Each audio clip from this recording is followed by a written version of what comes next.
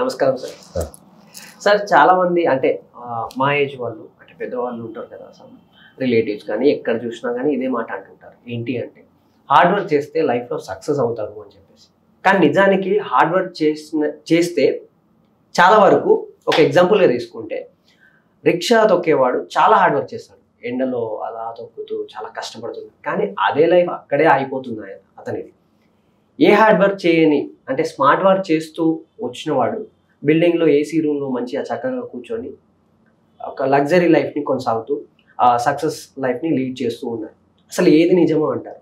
అసలు hard work చేయాలా, smart work చేయాలా? మీరు ఏం చెప్తారు? ఇక్కడ కష్టపడి పని చేస్తే జీవితంలో పైకి వస్తారు. ఇక్కడ మనకు అర్థం చేసుకోవాల్సిన విషయం ఏంటంటే సార్, ఇది తరతరాలు వస్తున్న స్టేట్మెంట్ కదా. అంటే మీకే కాదు, మీకు మీ పేరెంట్స్ చెప్పి ఉండొచ్చు, మాకు మా పేరెంట్స్ చెప్పారు, వాళ్ళ పేరెంట్స్ చెప్పారు, వాళ్ళ పేరెంట్స్. సో చాలా తరాలుగా అది వస్తున్న విషయం. అయితే ఏమైందంటే ఈ తరం మారుతున్నప్పుడు కాంటెక్స్ట్ అంటే ఒక కాన్సెప్ట్, ఒక విషయం ఒక కాంటెక్స్ట్లో చెప్పాలి, అంటే ఒక సందర్భంలో ఒక మాట చెప్పబడుతుంది. ఈ సందర్భం అనేది మిస్ అవుతుంది, ఈ మాట అనేది ఫాలో అవుతుంది, మాట కంటిన్యూ అవుతుంది, సందర్భం మిస్ అవుతుంది. ఈ సందర్భం మిస్ అవ్వటం అనేది ఎట్లా అంటే ఏదో సందర్భంలో అప్పట్లో ఏది ఒక ఈ యొక్క స్టేట్మెంట్ పుట్టిన సందర్భంలో కష్టపడి పనిచేస్తే జీవితంలో పైకి వస్తామని చెప్పే సందర్భంలో వాడు బొత్తిగా సోమరిపోతాయండి, అసలు ఏ విధమైన పని చేయకపోతే కష్టపడి పని చేయరా లైఫ్లో పైకి వస్తావు అని చెప్పబడ్డ సందర్భం ఏది, అది ఎట్ ద బిగినింగ్. అంటే వాడు అసలు ఏ పని చేయకుండా సోమరిపోతులా కూర్చుంటే అట్లా సోమరిపోతులా కూర్చోగా కష్టపడి పని చేస్తే పైకి వస్తావు అని చెప్పి చెప్పబడ్డది. దాన్ని ఏ సందర్భాలు అంటే సోమరిపోతుకి చెప్పబడ్డ విషయం అది, రైట్. సో సోమరిపోతు అనే విషయం పక్కకు పోయింది, ప్రతి వాళ్ళకి చెప్పడం మొదలైంది. అందరికీ అదే మాట చెప్తూ ఈరోజు జనరేషన్ తర్వాత జనరేషన్ అంటే ఎట్లా ఉంటుందంటే ఇది ఈ కొంచెం ఎపిసోడ్ పెద్దదైనా కానీ చెప్పమంటే చెప్తాను. ఒక పురోహితుడు వాళ్ళ ఫాదర్ చనిపోయారు. చనిపోతే ఏం చేశాడంటే వాళ్ళ ఫాదర్ సెరమనీ చేస్తున్నప్పుడు వాళ్ళ ఇంట్లో నల్ల పిల్లి ఒకటి ఉంది. ఆ నల్ల పిల్లిని తీసుకెళ్ళి వాళ్ళకి ఒక 7 సంవత్సరాలు బాబు ఉన్నాడు. ఈ బాబుని ఏమనంటారు, ఈ నల్ల పిల్లిని తీసుకెళ్ళి అక్కడ వేప చెట్టు కట్టేరా, ఇంటికి వేప చెట్టు ఉంది, వేప చెట్టు కట్టేరా. వీడిపోయి వేప చెట్టు కట్టేశాడు. పిల్లడు చూశాడు, అంటే ఒక సెరమనీ జరుగుతున్నప్పుడు నల్ల పిల్లిని తీసుకెళ్ళి వేప చెట్టు కట్టారు. నా తండ్రి పండితుడు, సో ఏదో కారణం లేకుండా చెప్పాడు. కాలక్రమేణా ఏం జరిగింది, ఈ 7 సంవత్సరాల పిల్లడు పెద్దోడైండు, ఈ తండ్రి చనిపోయాడు. ఈయన ఈ కార్యక్రమాలు చేసేటప్పుడు వీనికి ఇంకొక 5-6 ఏళ్ళ పిల్లోడు ఉన్నాడు. ఈ పిల్లోడు కార్యక్రమాలు చేస్తున్నప్పుడు చూస్తే నల్లపిల్లి లేదు. అంటే సెరమనీలో నల్లపిల్లి పెట్టాలి కదా, నల్లపిల్లి లేదు. నల్లపిల్లి లేకపోతే చుట్టుపక్కల ఎంక్వైరీ చేసి ఎవడింట్లో నల్లపిల్లి ఉంటే దాన్ని తీసుకొచ్చి ఈ వేప చెట్టు కట్టి సెరమనీ చేసాడు. పిల్లోడు చూసాడు, నల్లపిల్లిని తీసుకొచ్చి పెట్టాడు. సిటీ బాగా కాలక్రమేణా సిటీ పెరిగింది, అది పెరిగిన తర్వాత ఈ పిల్లడు పెద్దోడు అయిపోయాడు. మళ్ళీ సేమ్ సిచ్యువేషన్, వాళ్ళ ఫాదర్ చనిపోయాడు. ఇప్పుడు ఇటు సెరమనీ చేయాలి, అపార్ట్మెంట్లో ఉన్నాడు. అంతకుముందు ఇళ్ళకి కింద నేల మీద ఇల్లు, చెట్లు గిట్లు ఓకే, ఇప్పుడు అపార్ట్మెంట్లో ఉన్నాడు. అపార్ట్మెంట్లో ఉన్నప్పుడు ఇప్పుడు సెరమనీ చేయాలంటే ఏం కావాలి, ఇప్పుడు 2 వస్తువులు కావాలి, ఓ వేప చెట్టు కావాలి, ఓ నల్లపిల్లి కావాలి. లేవు కదా అని చెప్పి మొత్తానికి మార్కెట్ అంతా తిరిగి కష్టపడి 2 ఓ ఫర్ నల్లపిల్లి, ఓ ప్లాస్టిక్ వేప చెట్టు 2 పట్టుకొచ్చి దాన్ని కట్టి ఫార్మాలిటీ నడిపించిండు. ఇది వాడు కొడుకు చూస్తున్నాడు. వాడు ఇంకా పెద్ద ఏ అమెరికాకు పోయాడు. పోయిందని ఇప్పుడు మళ్ళీ సెరమనీ చేయాలి, ఏం లేదు కదా. వాడేం చేయండి, గూగుల్లో ల్యాప్టాప్లో టీవీ స్క్రీన్ మీద ఓ పెద్ద వేప చెట్టు బొమ్మ, దానికి ఒక నల్లపిల్లి బొమ్మ పెట్టి డిజిటల్గా పెట్టి వీడు సెరమనీ కంప్లీట్ చేస్తున్నాడు.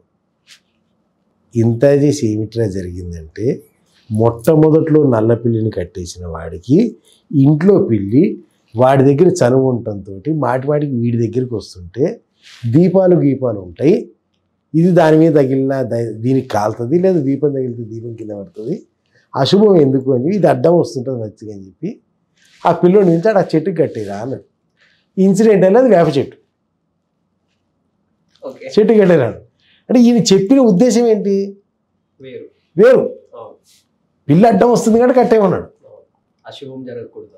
ఏదోటి తన రీజన్ తనకుంది, ఆ పిల్లిని అక్కడ కట్టేయమని. పిల్లి డిస్టర్బెన్స్ చేస్తుందని. తర్వాత తరంలోకి చూసారు ఎట్లా వచ్చింది, ఆఖరికి అది డిజిటల్ ఫార్మాట్లో కూడా వచ్చేసింది. సో ఇక్కడ కాంటెక్స్ట్ మిస్ అయ్యారు జనాలు, కాన్సెప్ట్ మటుకు ఫాలో అవుతున్నారు. అలాగే ఇప్పుడు మీరు కష్టపడి పనిచేస్తే లైఫ్లో పైకి వస్తారా అన్నప్పుడు చెప్పబడింది సోమరిపోతుంది. ఇది ప్రతివాడు అప్లై చేయటం మొదలుపెట్టాడు. రైట్, ఇది ఒక ఆస్పెక్ట్ మీరు అడిగిన దాంట్లో.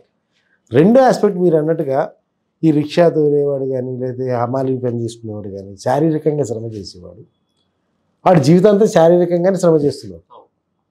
రైట్, అదే ఒక ఏసీ రూమ్లో ఫ్యాన్ కింద కూర్చొని only with telephone, mobile operator, laptop ఇలా చల్లగా కూర్చొని ఏమాత్రం చెమట చిందించకుండా, చెమట చుక్క కూడా రాకుండా ఉన్నాడు, లక్షల కోట్లు సంపాదిస్తున్నాడు. పర్ఫెక్ట్. ఇక్కడ మీరు ఇంకో వర్డ్ వాడేది స్మార్ట్ వర్క్. అయితే స్మార్ట్ వర్క్ అనే దగ్గరికి వచ్చేసరికి నాకు కొంత క్వశ్చన్స్ ఉన్నాయి దీంట్లో. నా లైఫ్లో నేను ఇప్పటిదాకా రిజల్ట్ వచ్చిన తర్వాత ఇది స్మార్ట్ వర్క్ అని చెప్పిన వాడే కనపడ్డాడు, కానీ రిజల్ట్ రాకముందు నేను ఇప్పుడు స్మార్ట్ వర్క్ చేస్తున్నా, ఈ స్మార్ట్ వర్క్ తోటి నేను తొందరగా రిజల్ట్ తెచ్చుకుంటా అని అనౌన్స్ చేయగలిగిన వాడు దొరకలేదు. అంటే రిజల్ట్ వచ్చిన తర్వాత ఇది స్మార్ట్ వర్క్ వల్ల వచ్చింది అని చెప్పి చెప్పుకున్నాడే తప్పితే, రిజల్ట్ రాకముందు నీకు స్మార్ట్ వర్క్ నిజంగా నువ్వు స్మార్ట్ ఫెయిల్ అయ్యి నీ దగ్గర స్మార్ట్ వర్క్ ఉంటే నువ్వు చెప్పాలి కదా, ఇప్పుడు నేను ఇంత ఈజీగా చేస్తున్నా, దీంతో నేను రిజల్ట్ తెచ్చుకుంటా అని చెప్పాలి. అంటే కాకముందు చెప్పేటోడు నాకు కనపడలే. మేబీ ఉండొచ్చు ఆడియన్స్ దగ్గర, మనకు తెలియదు, నాకు తగలలే. సో వచ్చిన తర్వాత నేను స్మార్ట్ వర్క్ చేసి రిజల్ట్ వచ్చినాయని చెప్పేవాడే విన్నా. సో స్మార్ట్ వర్క్ అనేది రిజల్ట్ రాకముందు ఉంటుంది అనే విషయంలో నా అనుమానాలు నాకున్నాయి. సో అది కూడా పక్కన పెట్టింది. So coming back to your question, కష్టపడి పనిచేస్తే లైఫ్లో పైకి వస్తారు, డబ్బు సంపాదిస్తారు, సక్సెస్ఫుల్ అవుతారు. ఈ కష్టపడి పని చేయటం అనే దానికంటే కూడా నేనేమంటా అంటే శ్రమించడం అంట. శ్రమించడం అనే వర్డ్కి నేను ఇప్పుడు కష్టపడి పని చేయటం కాదు. కష్టపడి పని చేస్తున్నావు అంటే ఇక్కడ మీనింగ్లో మన మైండ్కి వెళ్ళి ఒక మీనింగ్ చూడండి. పని చేయడానికి ఏం చేస్తున్నావు? కష్టపడుతున్నావు. పని చేయడానికి కష్టపడుతున్నావు, కష్టపడి పని చేస్తున్నావు కదా, కష్టపడి పని చేస్తున్నావు అంటే నువ్వు కష్టపడి అంటే పని చేయడానికి కష్టపడుతున్నావు. పని చేయడానికి కష్టపడ్డప్పుడు నీకు పని యొక్క రిజల్ట్ ఫుల్ ఎట్లా వస్తుంది? సో మైండ్కి మీనింగ్ అలాగది. అంటే పని చేయడానికే మనం కష్టపడాలి. అంటే కష్టపడి చదువుతున్నాడు వీడంటే చదవడానికి కష్టపడుతున్నాడు, చదవడానికే కష్టపడుతున్నాడు అన్నమాట. వీడు కష్టపడి పని చదవట్లేడు. సో ఈ కష్టపడి పని చేస్తున్నాం, కష్టపడి చదువుతున్నాం అన్నప్పుడు మన మైండ్కి వెళ్ళే మీనింగ్ అట్టా వెళ్తుంది. సో ఏంటంటే వాడు ఏం చేసినా అన్న ఫీలింగ్లోకి వెళ్తాడు, కష్టంగా తీసుకోవడం స్టార్ట్ అవుతుంది. So I instead of that నేనేమంటే శ్రమ, efforts, no hard work, efforts. అంటే దానికి ఏం కావాలి? సింపుల్ అండి. లైఫ్లో రెండు పాయింట్స్. ఈ ప్రపంచంలో ఏది ఉచితంగా రాదు, ఒకటి. సో మీరు డిసైడ్ చేసుకోవాల్సింది ఏంటంటే రెండు విషయాలు. ఒకటి, మీకేం కావాలి, మీకు లైఫ్లో ఏం కావాలి. రెండు, దానికి మీ నుంచే ఏం కావాలి. మీకేం కావాలి, దానికి మీ నుంచే ఏం కావాలి. అది ఫ్రీగా రాదు, మీ నుంచి ఒకటి కోరుకుంటుంది. అది ఏదైనా సరే. ఇప్పుడు ఫర్ సపోజ్ చెప్పాలంటే ఓ సివిల్స్ ఐఏఎస్ చదువుతున్న అబ్బాయి ఉంటాడు, ఐఏఎస్ కలెక్టర్ కావాలి, తన డ్రీమ్ వస్తుంది. కానీ అది తన నుంచి కొంత కోరుకుంటుంది.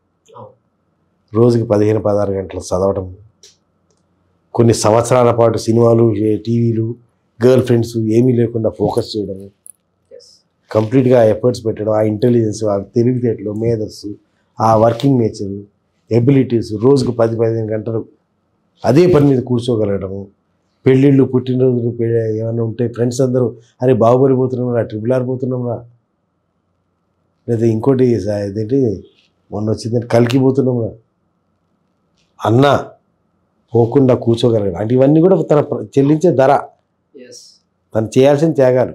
లేదా అమ్మాయి గర్ల్ ఫ్రెండ్ వచ్చి మనం వెళ్దాం, బయటికి వెళ్దామన్నా నో చెప్పగలగడం. జ్వరం వచ్చినా, ఒంట్లో బాగాలేకపోయినా, బాగున్నా, అలసిపోయినా, ఏం చేసినా చదవాల్సినంత చదవగలగడం. సో ఇవన్నీ ఏంటి, అది కోరుకుంటుంది. అవన్నీ తను ఇవ్వగలిగిన రోజు నాకు తనకు వస్తుంది. సో ఇక్కడ ఏంటంటే కష్టపడి పనిచేస్తే డబ్బులు వస్తాయా, స్మార్ట్ వర్క్తో పనిచేస్తే డబ్బులు వస్తాయా, లేకపోతే రిలాక్స్డ్గా కూర్చుంటే డబ్బులు వస్తాయా, కాదు. నీకేం కావాలి, దానికి ఏం కావాలి, సింపుల్. ఇంకోటి రూపాయలు కావాలా, రైట్, వస్తాయి. తెలుసుకోవాల్సింది దానికి నువ్వేం కావాలి, దానికి నువ్వేమి ఇవ్వాలి. నువ్వేమిస్తే నీ ₹1 వస్తాయి. సో ఇంతకుముందు ఎపిసోడ్స్లో చెప్పినట్టుగా నువ్వు ఏ విధమైన వాల్యూ యాడ్ చేస్తావు. ₹1 నీ లైఫ్లోకి రావాలి అంటే నువ్వు ₹1 విలువైన సర్వీస్ని లేదా ఒక గూడ్స్ని, ఒక వస్తువు రూపంలో, అది టీవీ కావచ్చు, కార్ కావచ్చు, ఏదైనా సరే, రియల్ ఎస్టేట్ కావచ్చు, ఏదైనా సరే ఒక వస్తు రూపంలో అవతల వాళ్ళకి ఇవ్వగలగాలి. ₹1 విలువైంది. లేదు ₹1 విలువైన సర్వీస్ చేయగలగాలి. లేదు ₹1 సరిపడినంత విజ్ఞానం అందించగలగాలి. ఈ మూడిట్లో ఏదో ఒకటి నువ్వు ₹1 విలువైంది నీ దగ్గర నుంచి వెళ్తే, అంటే ఇది మనీ ఈజ్ కంప్లీట్లీ ఒక energy. Money is an energy and it comes in exchange. Simplest point ఏంటంటే మనీ అనేది ఎనర్జీ, అది ఎక్స్చేంజ్లో మాత్రమే వస్తుంది. ఫ్రీగా రాదు, అంటే డైరెక్ట్గా రాదు, ఎక్స్చేంజ్లో మాత్రం వస్తుంది. అంటే నువ్వు ఒకటి ఇస్తే దానికి ఎక్స్చేంజ్గా డబ్బు వస్తుంది. సో ఏమి ఇస్తున్నావు, దట్ డిపెండ్స్. అంటే నీకు ₹1 కావాలి అంటే ₹1 నీకు కావాలనుకున్నప్పుడు అది నీ నుంచి కోరుకుంటుంది. ఏం కోరుకుంటుంది, ₹1 విలువ కోరుకుంటుంది. ₹1 విలువ నువ్వు ప్రపంచానికి ఏ విధంగా ఇస్తావు, ఇట్లా ఇస్తావా అంటే మళ్ళీ ఈ ₹1 విలువ కలిగించాలి. ఇందులో మళ్ళీ 2 రకాలు చూడండి. ₹1 విలువైన సర్వీస్ ఒకటే చేస్తావా, రైట్? అంటే నీ దగ్గర ₹1 రియల్ ఎస్టేట్ ల్యాండ్ పీస్ ఉంది, లేదా బిల్డింగ్ ఉంది, గూడ్స్, వస్తువు. ఆ వస్తువు అమ్మేసాను ₹1 నీకు వచ్చేసింది, single shot, single transaction, right? లేదు 50 లక్షలు ఈ 2 ఉన్నాయి, ఈ 2 అమ్మితే ₹1 వస్తుంది. లేదు 25 లక్షలు 4 ఉన్నాయి, ఈ అమ్మితే ₹1 వస్తుంది. So you are getting it. అట్లా నీ దగ్గర ఓన్లీ ₹10 వస్తుంది అనుకో, నీ దగ్గర ఓన్లీ ₹10 వస్తుంది. సో ఎన్ని ఇవ్వాల్సి ఉంటుంది, 10 లక్షలు ఇస్తే కానీ ₹1 అవ్వదు. So there is 2 different things, value game, volume game. Value game అంటే నేను చెప్పేది ఏంటంటే ఈ ₹1 వస్తువు ఒకటే ఇచ్చి సింగిల్ ట్రాన్సాక్షన్ క్లోజ్. ఈ ₹10 వాల్యూమ్ గేమ్. ₹10 వస్తువు 10 లక్షలు నువ్వు అమ్మితే కానీ నీ ₹1 రాదు. తేడా ఎక్కడ వస్తుందంటే ఈ మిడిల్ క్లాస్ వాడు, పూర్ క్లాస్ వాడు ఈ వాల్యూమ్ గేమ్లో ప్రయత్నం చేస్తుంటారు. ఈ ₹10 వస్తువు అమ్మడంలో బిజీగా ఉంటాడు. వీడు 10 లక్షలు అమ్మేసరికి వీడి జీవితం తెల్లారిపోయింది. అదే మీరు అన్నటువంటి హ్యాపీగా రిలాక్స్డ్గా కూర్చున్నాడు అన్న చూసారా, వాడు ఇలా ₹1 సింగిల్ ట్రాన్సాక్షన్ చేస్తాడు. సో వాడు సింగిల్ ట్రాన్సాక్షన్ చేస్తాడు, లేదా 20,000, అంటే వీడికంటే బెటర్ ట్రాన్సాక్షన్ చేస్తాడు. వాల్యూ గేమ్లో ఆడతాడు. వాల్యూ గేమ్లో ఆడినప్పుడు తక్కువ ట్రాన్సాక్షన్స్లో నువ్వు ఎక్కువ మనీని పొందగలుగుతావు. వాల్యూమ్ గేమ్ ఆడినప్పుడు ఎక్కువ ట్రాన్సాక్షన్స్లో తక్కువ మనీని పొందగలుగుతావు. నీ దమ్ముని బట్టి నువ్వు ఎట్లా ఆడుతున్నావు. Game, it's a game. Money making is a game. ఆ గేమ్ నువ్వు ఎట్లా ఆడతావు, ఎలా ఆడతావు, ఎక్కడ ఆడతావు, ఎవరితో ఆడతావు, దట్ మేక్స్ ద డిఫరెన్స్. చాలా బాగా ఎక్స్ప్లెయిన్ చేశారు సార్. అండ్ మంచి లాజిక్స్ అయితే కనబడుతున్నాయి. ఎలా లైక్ హార్డ్ వర్క్ చేయాలా, స్మార్ట్ వర్క్ చేయాలా, హార్డ్ వర్క్ చేసేవాడు ఎక్కడ ఉంటాడు, మనం ఏం చేస్తున్నాము, మనం ఎక్కడ ఉన్నాము, ఎందుకు ఉన్నాము అనే క్లారిటీ అయితే మీరు ఇవ్వడం జరిగింది. చాలా బాగా ఉపయోగపడుతుంది. Thank you sir, thank you so much.